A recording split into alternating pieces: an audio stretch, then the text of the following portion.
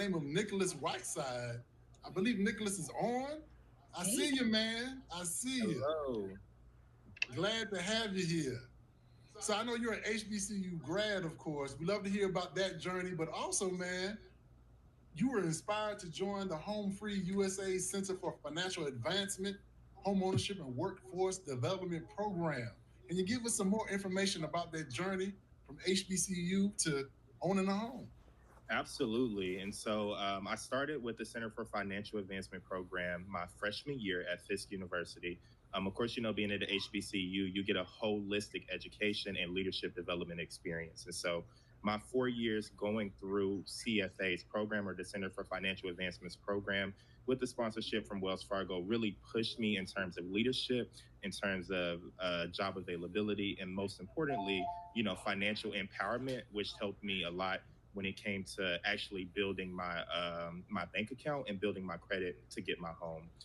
Graduating from college, I actually bought my house 2 months after leaving Fisk, and so I went right back to my hometown of Memphis, Tennessee, and bought my house in the same neighborhood that I bought my house in the same neighborhood that I actually grew up in, and so it was really good for me to actually be able to do that and have the opportunity to create that encouragement for other individuals in my area. And so that's a little bit about where I started and just joining the program and some of the things that it did for me.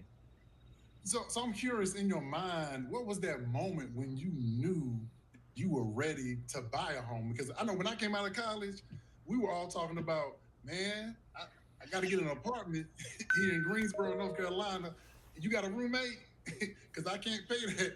I can't pay that rent all by myself. So that's what we were thinking, and I wasn't thinking about a home at that time. So for yourself, what was that moment that So light turned on? the light turned on for me in the CFA program, and so I joined college. My valedictorian speech in high school was, "You can make it in Memphis. The goal isn't to make it out of Memphis, but to make something out of Memphis." And so my whole thing going to college was to teach other individuals that you can create opportunity in any community that you live in.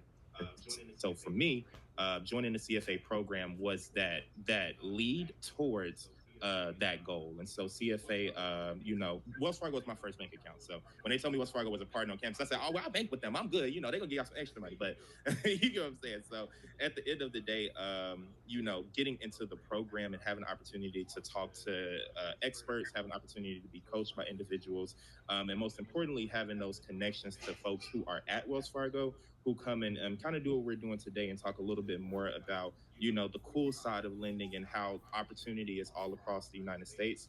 I think that opened my mind. I realized that it was possible, and I stopped thinking I needed to be 30 and have $22,000 in my bank account before I could actually purchase a home. And so, just going through that program, having that mentorship, having that development, and most importantly, having the support of an organization like HomeFree-USA and Wells Fargo in partnership, really helped me kind of just get over any hurdle or misconception about what I could do as a young Black man in America. I love it. And so, Nickolas, I got one more question for you.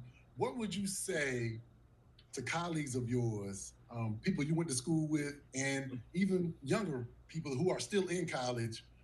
What advice would you give them about taking that step to looking at home ownership?